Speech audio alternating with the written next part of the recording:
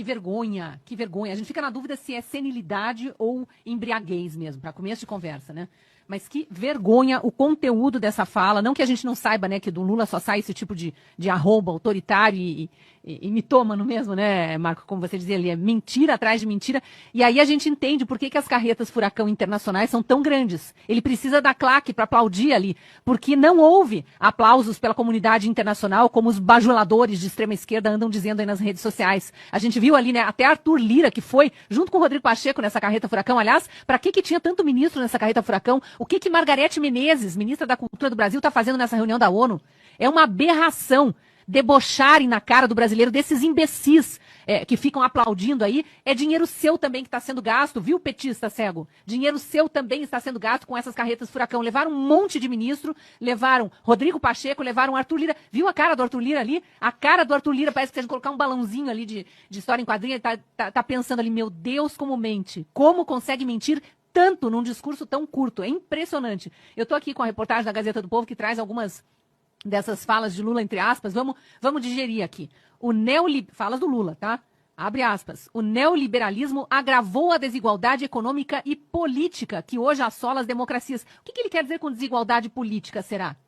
O que será que um autoritário como Lula, que quer calar todo mundo que pensa diferente dele, que manda a Gestapo do Flávio Dino, né, para não dizer que é a sua própria Gestapo, prender pessoas, que está com dezenas de empresários aí com contas bancárias bloqueadas a título de vamos investigar se financiaram atos antidemocráticos, dinheiro que podia estar sendo investido na própria economia brasileira, está lá bloqueado pelo Flávio Dino, pela Polícia Federal, Gestapo do Lula e do Dino. Que história é essa de desigualdade política que assola democracias, assola ditaduras? Desigualdade política, desigualdade econômica, assola ditaduras. E o Brasil de Lula é uma ditadura. O Brasil de Lula que começou a ser desenhado lá em 2003 com o aparelhamento do judiciário, com compra de votos no legislativo. É isso que faz a desigualdade política, que agora você prega aí da boca para fora como se fosse algo provocado recentemente pelo adversário que tinha, sim, política não neoliberal. Isso é retórica boba para induzir militante idiotizado a sair repetindo o que nem sabe o que significa.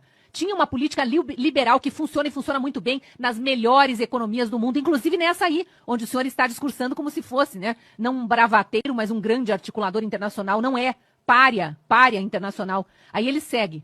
Então, aspas de novo. O seu legado é uma massa de deserdados e excluídos. Deserdados e excluídos são aqueles que o senhor tirou do Bolsa Família. Do Auxílio Brasil, aliás, né? Que, aliás, foi o maior programa de Estado do Brasil de todos os tempos para tirar miseráveis da fome. E não aquela falácia sua lá que alterou as formas de analisar os miseráveis no IBGE para dizer que existia uma nova classe média, né? Ninguém tinha ascendido para outra classe, mas inventou que para ser miserável tinha que ganhar menos do que, na verdade, estava estipulado pelas estatísticas. E aí, de repente, olha a mágica, um monte de gente passou por uma tal de uma nova classe média que nunca mais se ouviu falar. Bom, quem criou, de fato, uma nova classe média sem alardear isso foi a política liberal de Paulo Guedes e Bolsonaro, quando aumentou das mirrecas de R$ 200 para R$ 600 o Auxílio Brasil, que era um auxílio, sim, e com porta de saída. Quem conseguisse emprego tinha um aumento no valor do Auxílio Brasil, que ia se somar ao seu próprio salário para entender a importância do mérito,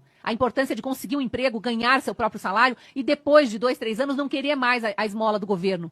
Isso é programa que inclui, não exclui. Aí você vem falar de deserdados e excluídos. Aí vem lá, em meio aos seus escombros surgem aventureiros de extrema direita que negam a política. O que será que é afirmar a política para você, Lula? Se negar a política é governo de direita, que vocês fazem questão de chamar de extrema direita, o que será afirmar a política por essa extrema esquerda maldita que está assolando o mundo e excluindo milhões de pessoas, inclusive provocando fome, aqui no Brasil mesmo? Já tem mais de 1,5 milhão excluídos da lista do Bolsa Família, né? Que agora se chama Bolsa Família. Quando era Auxílio Brasil, atendia uma parcela muito maior da população. Mas é que não tinha uma carreta furacão com 39 ministérios, né? Não tinha que colocar debaixo das asas do Estado um monte de sindicalista aí morto de fome para passarem a ganhar salários nababescos do Estado brasileiro, sustentados pelo nosso pagamento de impostos, né? Então é muito bonitinho ir lá falar na frente de uma assembleia na ONU e fingir que não foi você que destruiu a economia brasileira, a sua sucessora Dilma. E que essa economia não vinha começando a dar os primeiros sinais de respiros com Temer e Bolsonaro, apesar de pandemia, apesar de guerra na Ucrânia. Eu sempre falo, se tem um único legado para a gente enaltecer do governo Bolsonaro, é que foi o primeiro presidente da história da reabertura política no Brasil que pegou o país mais endividado do que devolveu. Só isso já cala sua boca suja nesse discurso nojento e mentiroso. Aí só para finalizar aqui, ó, muitos sucumbiram à tentação de substituir o neoliberalismo falido. Quem disse que é falido o liberalismo econômico? Neoliberalismo é coisa da sua cabeça doente. O liberalismo econômico não é falido, não. Tá dando frutos e muito bons ainda pelo mundo inteiro.